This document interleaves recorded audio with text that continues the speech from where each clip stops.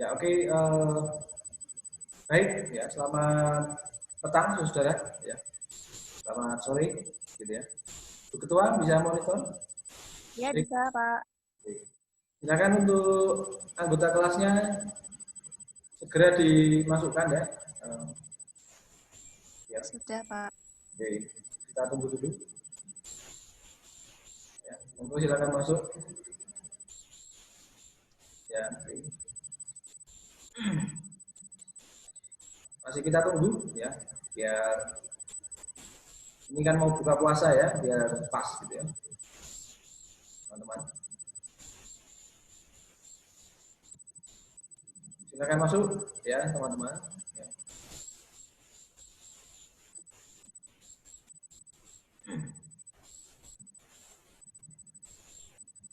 Oke.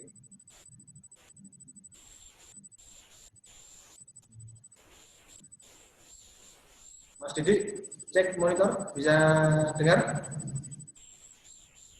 Mas Didi, halo? Rimba bisa dengar? Cek monitor.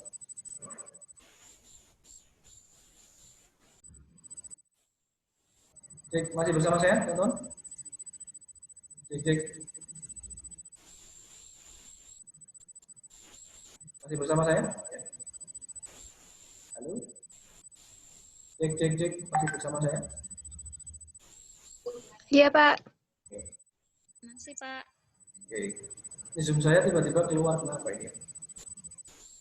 Mungkin kita bisa segera ya. Ini karena kemarin mohon maaf ya, kita menggunakan Zoom ya, karena saya sudah menggunakan beberapa akun email itu ya untuk satu jam dan habis ternyata, dan hari ini saya belum memiliki email yang ready untuk apa namanya, untuk siaran kita ya, untuk di streamingkan ke YouTube-nya ya, harus nunggu 24 jam lagi ya. Kalau nunggu 24 jam lagi tentu saja enggak bisa ya kita ya. Nanti tidak bisa pada presensi. Oke, mungkin untuk mengejar waktu berbuka puasa, mungkin saya mulai dulu, nanti teman-teman join gitu ya. Iya, Pak. Ya. Semoga tidak mati lagi nih aplikasi. Ya, ya begini susahnya kalau kita apa namanya, menggunakan teknologi. Oke, ya. Sekali lagi selamat sore ya. Salam sejahtera untuk kita semua. Ya. Assalamualaikum warahmatullahi wabarakatuh. Waalaikumsalam warahmatullahi wabarakatuh. Hum Swastiastu, Namo Buddhaya, salam kebajikan ya. Oke, hari ini akan saya coba untuk membahas ya, tetapi pokok bahasannya adalah yang tidak ada di catatan, gitu. Artinya di catatan itu kan ada yang bisa langsung, oh ini sudah ada yang blok gitu ya, yang sama persis. Tapi saya Pak Jerry akan membahas yang sulit, yang itu artinya perkembangan atau pengembangan dari logika yang sudah kita terima ya, atau mata kuliah yang pernah kita terima, metode yang pernah kita terima, begitu ya. Sehingga kalau cuma sebutkan kemudian contoh-contohnya sudah ada di catatan gampang gitu ya. Itu Anda bisa langsung lihat di blog saya juga langsung muncul gitu. Tapi ini yang apa namanya, pertanyaan yang kita bahas adalah yang sulit ya, yang mungkin jarang Anda temui juga gitu. Dan nanti ini merupakan perkembangan dari yang sudah kita terima. Jadi saya akan saya kembangkan gitu. Oke, tanpa banyak ini ya, banyak bicara lagi gitu ya. Ini saya akan coba share screen ke mana ini, Wasm aja ya, Wasm dulu kita lihat soalnya. Oke. Semoga bisa ya. Belum, Pak. Belum, Pak. Ya. Sabar dulu teman-teman ya. Udah muncul. Oke, muncul ya teman-teman ya. Nah, oke, yang kemarin sudah kita membahas apa namanya, yang sudah ada ya, ini bagian kedua atau termin kedua atau bagian yang kedua. Kalau konstruktor gampang ya, ini sudah ada catatan gitu, sebutkan dan jelaskan. Nah ini sudah, ini gampang ya, cuma begini teori ya. Plus ini sudah ada contohnya juga ada di latihan-latihan kita, gitu ya. Kemudian ini sudah kemarin, ya, sudah kita bahas di termin 1. Nah, sekarang kita akan lihat yang kedua ini agak, yang soal nomor 4 agak gampang, cuma mengartikan apa namanya, coding aja. Tetapi yang nomor 5 ini, ya ini teman-teman harus berpikir dulu ya, menalar ya. Ya, makanya ini yang akan kita kerjakan.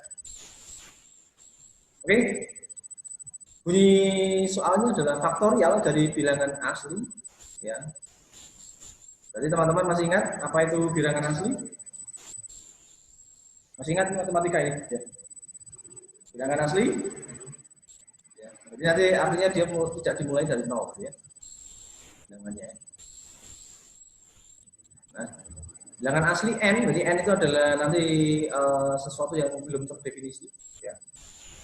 Adalah hasil perkalian antara bilangan bulat positif, gitu ya. Yang pasti biasanya bilangan asli selalu bulat positif, gitu ya. Nah, tapi ini hanya sebenarnya untuk kalimat ini sebenarnya untuk mengecoh Anda ya. Karena secara logika bilangan asli itu pasti angkanya tidak akan mungkin desimal gitu ya. Jadi teman-teman harus perhatikan dulu pengertian setiap kalimatnya. Ya, sehingga teman-teman bisa mengerjakan dengan baik. Ya, bilangan positif yang kurang dari sama dengan n. Kurang dari sama dengan n, ya. Faktorialnya ditulis sebagai n, ya, tanda seru itu selalu ini normal ya. Ini apa namanya?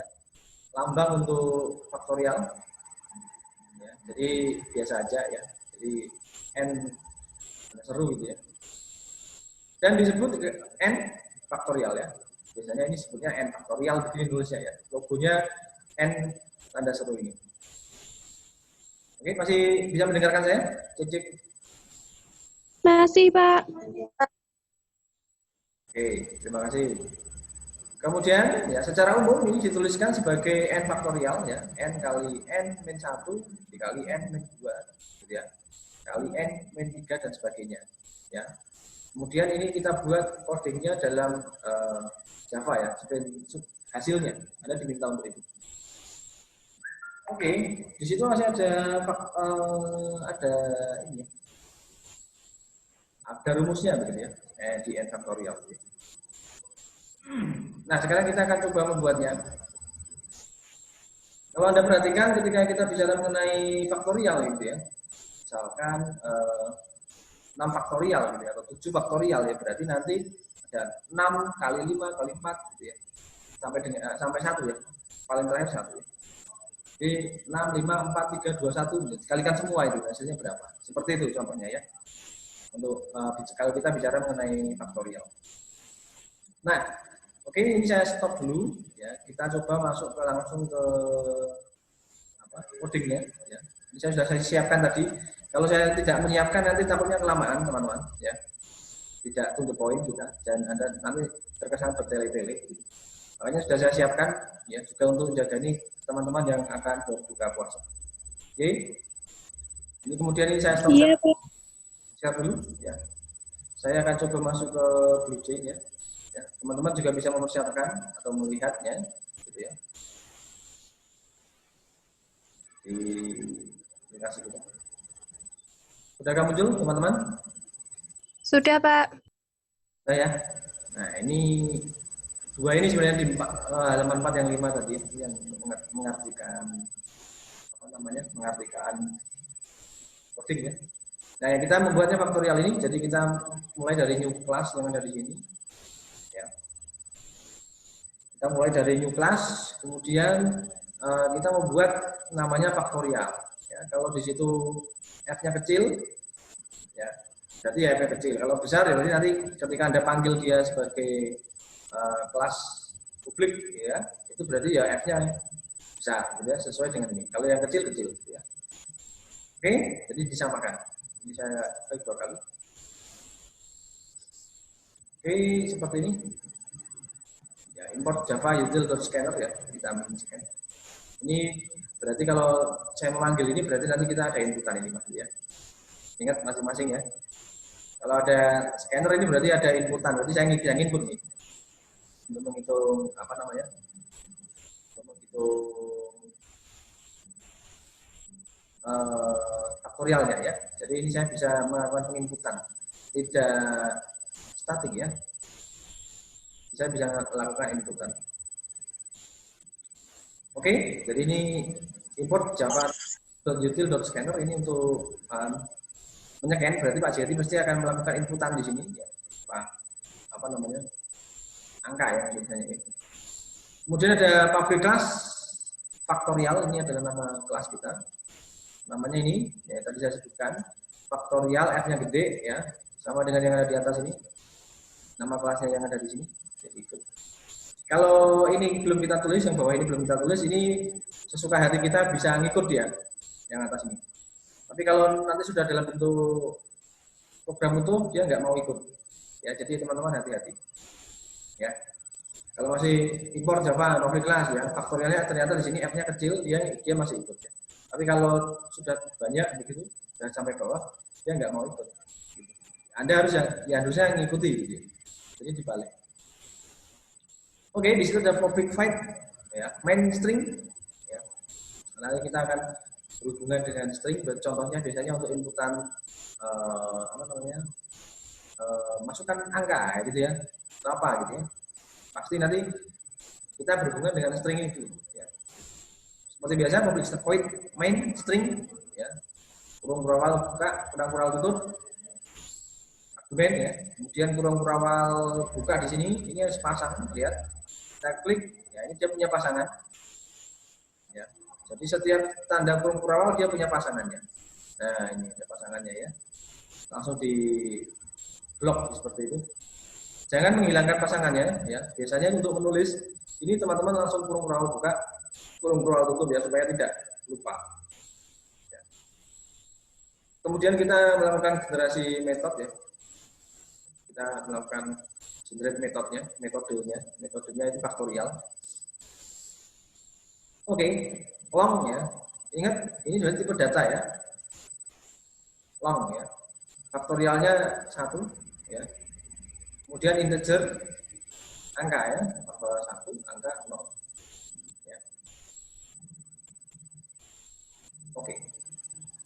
Nah, kemudian kita langsung memberikan ini ya. Label ya. Nah, kita bikin label. Kalau di dalam Visual Basic namanya label. Nah ini tapi kita di sini kan nggak bisa bikin seperti Visual Basic. Ya. Maka kita labelnya kita mau memanggil system.out.print ya. Kemudian kita kurung kurawal buka, ketik, ya, masukkan angka. Ya. Jadi ini akan menjadi inputan seperti yang saya katakan tadi. Ketika saya memanggil scanner, berarti nanti ada label ini, ya. Ada label itu. Oke, ya. Kemudian scanner in, ya, sama dengan new scanner. System.in, berarti ini adalah input ya. Untuk input. Nanti kita akan melihat inputan yang dimasukkan di dalam system.out.print ya. Oke, kemudian ada angka ya. In.next integer ya. Kemudian kurung kurawal buka, kurung tutup, titik koma ya. Kemudian kita melakukan for ya untuk apa? Menghitung faktorialnya. Kita masukkan integer sama integer i mana ya? Integer i ya, sama dengan 1 ya, berarti ini ada inisialisasi. Kita panggil integer i ya, sama dengan 1 titik koma i kurang dari angka. Angkanya yang diinputkan berapa? 0 ya. Kurang dari sama dengan angka. Berarti Anda nggak bisa kasih angka ini ya, negatif di sini ya. Angkanya ya nanti positif ya. Misalnya minimal 0 di sini. Ya. Berarti nanti ada pertanyaan, berapakah faktorial dari 0? Nah, jawabannya sudah tahu ya pasti ya. Faktorial dari 0 itu berapa? Apakah 0? Apakah 1? Ingat ya, ini pelajaran apa ya? SMP ya. Kemudian atau SMA ya. Kemudian titik koma ya, I plus plus ya. Ini berarti increment ya. Nilai I akan di increment gitu. Karena kan kalau ngitung faktorialnya kan selalu dikali-kalikan gitu ya. Kemudian ada long ya, tipe data fact ya. Sorry, kok tipe data apa ini? Variabel ya. Variabel fact ya atau faktorial sama dengan kita ambil dari I-nya ini I dikali faktorial, I dikali faktorial ya. Rumusnya kan seperti itu tadi. Kemudian kita langsung system.out.println ya. Jadi faktorial dari ya, angka ya, tambah angka ini ya, tambah angka ditambah gitu ya, tambah dari faktorialnya ya. Jadi kan kalau misalkan 6 faktorial ya 6 kali 5 kali 4 ya, kali 3 kali 2 kali 1 gitu ya.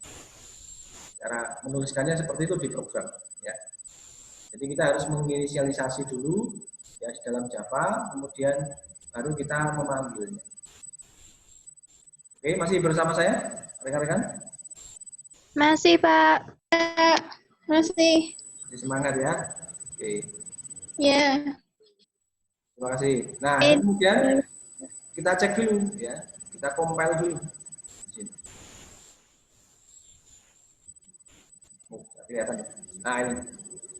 Kelihatan ya, teman-teman? Compile-nya? Kelihatan. Kelihatan. Kelihatan, Pak. Oke. Ya, hasil compile-nya seperti ini. Tidak ada sintak yang error ya, teman-teman. Ini nanti bisa teman-teman coba di tempatmu itu ya. Teman-teman bisa mencoba. Ya, ini agak lama saya pantengin gitu ya, tampilin di layar Anda supaya nanti teman-teman bisa melakukan print screen ya. Kemudian bisa mulai mencoba ini. Apakah betul gitu ya hasilnya. Oke, kalau sudah teman-teman ya.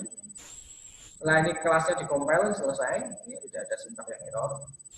Maka ini bisa kita close. Kemudian faktorialnya kita jalankan. Ya. Klik kanan, kemudian di void main di sini. Ya. Oke, faktorialnya main ya. Faktorial.main ya. Ini sesuai dengan nama kelasnya. Kemudian saya oke.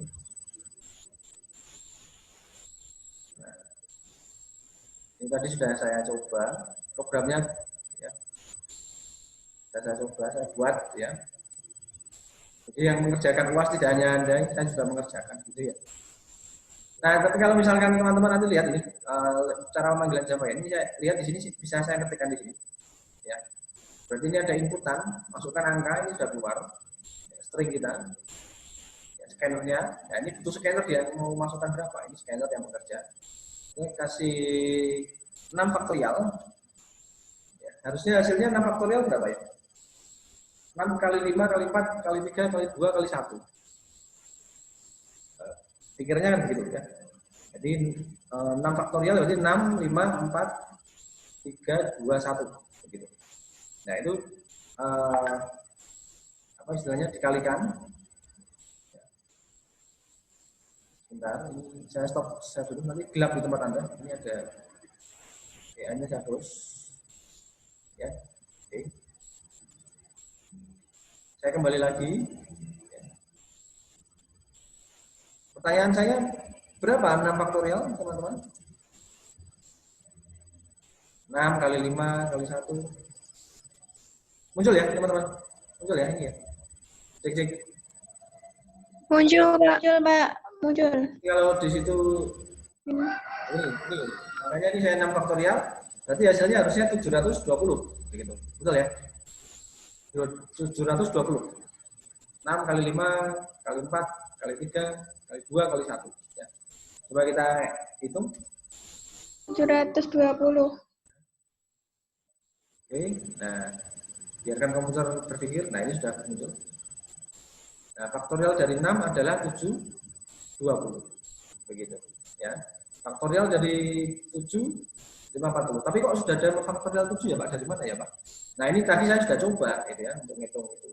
Maka untuk keluar hasilnya saja Pak, ya, berarti teman-teman bisa melakukan clear, menghapus memori ya, karena program Java ini ya masih menyimpan memori masa lalunya ini ya. Jadi belum move on ya. Supaya untuk move on ini dihapus, clear ya, di clear. Nah, teman-teman ini bisa kemudian Anda bisa close di sini. Ya. Oke. Nah, bisa close di situ. Ini saya share lagi. Ini lagi. Nah, saya share. Muncul lagi blue-nya, teman-teman? Ada, Pak. Muncul. Oke, jadi ini ketika saya klik kanan, void me, ya. Nah ini sudah tidak ada lagi. Nah, misalkan saya mau mencari faktorial dari 5, saya kasih ini 5. Berarti ini 5 kali 4 kali 3 kali 2 kali 1. Ya.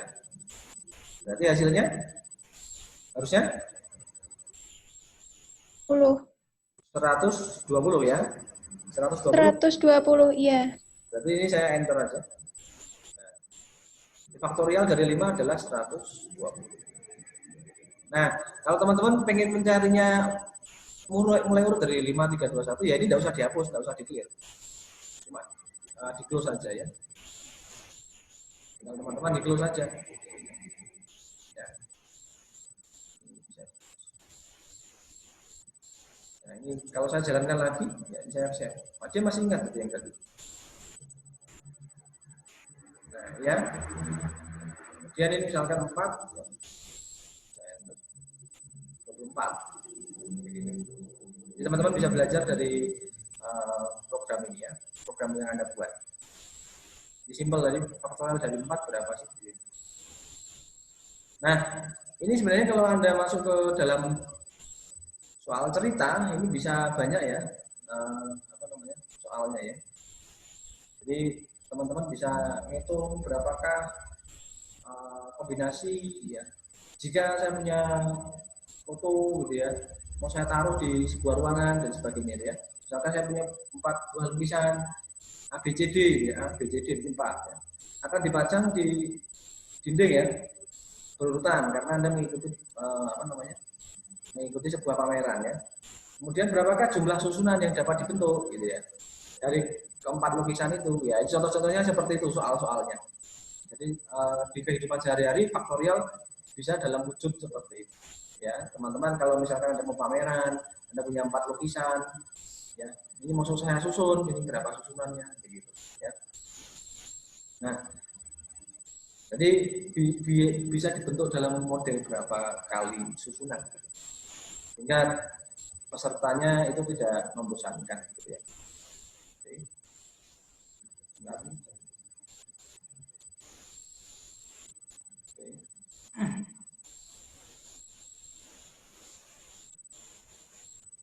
Oke.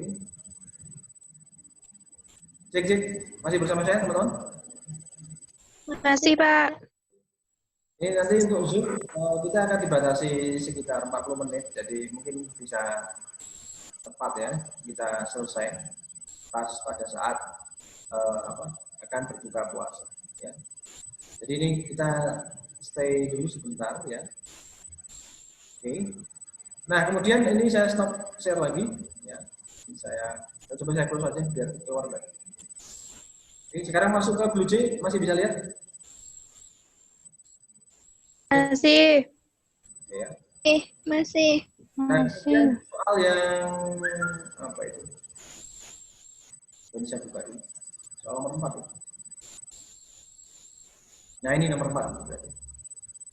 Metodenya berarti menggunakan metode if else. Nomor 4 itu. Teman-teman hanya suruh ngerti kayak ini aja ya. Seperti biasa, kalau ada scanner berarti dia pasti ada label ya. Pasti nanti ada label. Labelnya lihat, ini pasti ada label. Nah ini ya. Nah ini ada label. Oke. Ini label. Semua labelnya ada yang butuh inputan. Ya. Jadi kalau ada yang butuh inputan pasti ada scanner itu pasti ya. Panjangnya scanner keyboard. Scanner keyboard berarti ada yang kita harus menginput pakai keyboard. Ya. Oke, coba kita artikan kira-kira seperti apa ya. Di import ini berarti untuk ngambil scanner ya, untuk mempersiapkan program melayani ini ya, apa label gitu ya, label dinamis ya, atau label yang membutuhkan inputan. Kemudian public class ya, ini terserah mau dipakai apa ya. Ini terserah teman-teman mau dipakai apa gitu ya. Tapi ini saya gunakan if else itu maksudnya itu adalah metode menjelaskan saya menggunakan metode apa. Ya. Kemudian ada public static final double. Ya, kita gunakan double karena butuh ada koma ini pasti. Ya. Oke. Jadi tidak hanya floating point, tidak hanya float ya, tapi ini floating point yang lebih dari angkanya lebih dari 2 gitu ya. Jadi saya bikin double supaya nanti cukup. Kalau saldonya mungkin teman-teman saldonya sampai banyak ya, sampai angka ratusan juta atau jutaan atau miliaran gitu ya. Oke, kemudian ada public static final double suku bunga. Suku bunganya ada main 0,02 ya. Contohnya ini program-program untuk BPR ya, bank gitu ya. Kemudian teman-teman bisa mengambil public static void main ya, string argumen ya. Kemudian ada saldo, ini berarti tipenya adalah double sana. Itu saldo.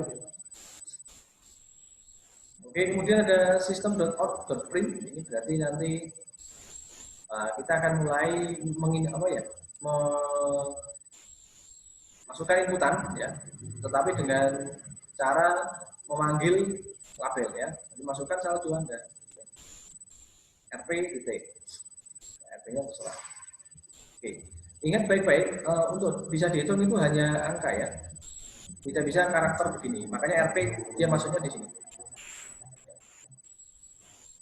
Untuk titik 2, tentu saja dalam tanda petik ya. Kemudian scanner keyboard, nah, new scanner system.in. Berarti untuk masukkan pasti ada masukan di sini. Kemudian saldo. Nah, ngitung saldonya gimana itu Pak? Ya. Keyboard next double. Berarti ini didapat dari inputan ini. Ya. System.println ya, println ya. Di saldo awal ini variabelnya. Nantinya akan ditambahkan dengan saldo di sini. Ya, saldo awal. Saldo awalnya itu nanti berapa Anda? Tinggal diisi dulu ya. Kemudian jadi berapa? Nah, if saldo kurang dari sama dengan 0, maka ngitungnya saldo ya. Saldo ya. Variabel saldo sama dengan saldo tambah suku bunga kali saldo. Ini adalah proses di sini. Ya. Proses ngitung suku bunga ya. Jika saldonya lebih besar dari atau sama dengan 0. Lainnya itu saldo sama dengan saldo dikurangi biaya admin. Oke.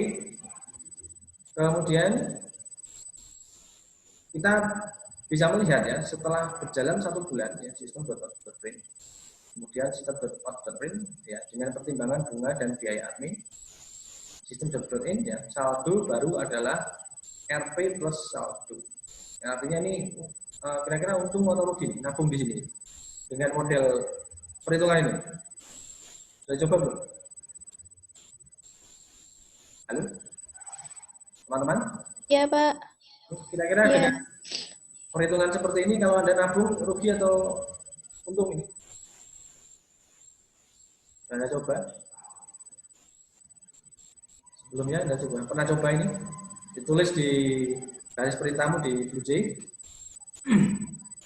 Ini nabungnya gimana? Untung atau rugi?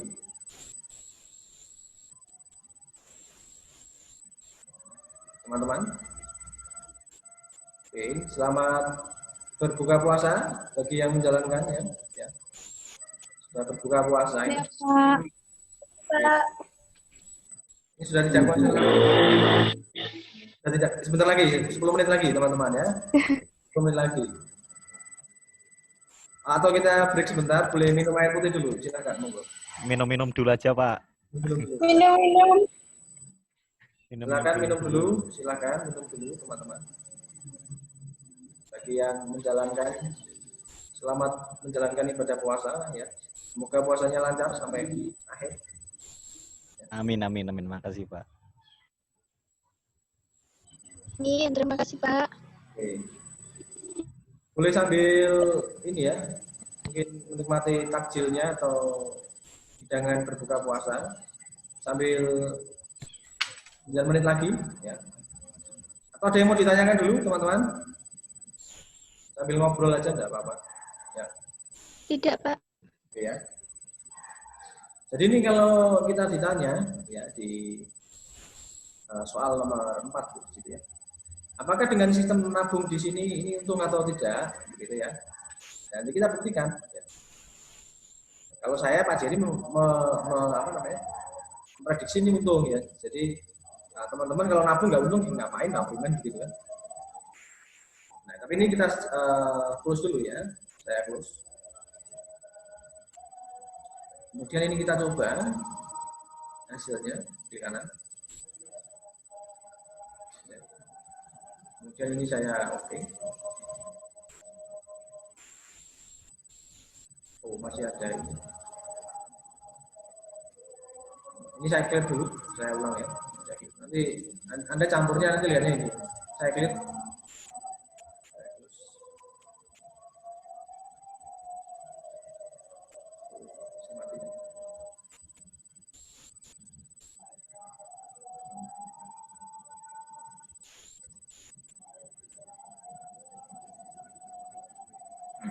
Biar sepanjang mati dulu ya.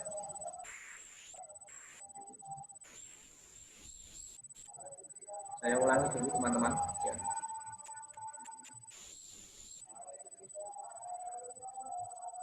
Oke. Nah, kita lihat dulu misalkan ini biar ya, berarti saldo awalnya 4.000 gitu ya. Nah, ini sekarang kita kasih 1 juta gimana?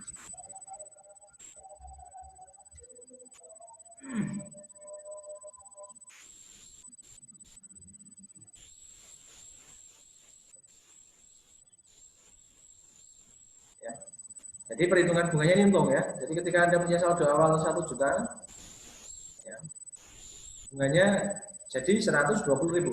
Ya, ini untung. Ya, 0,02-nya. Kalau Anda punya saldo 4.000, di sini 4.080. Jadi ada bunga yang naik. Gitu ya. Kalau ya, kita bisa coba-coba lagi. Ya, misalkan Anda punya saldo berapa?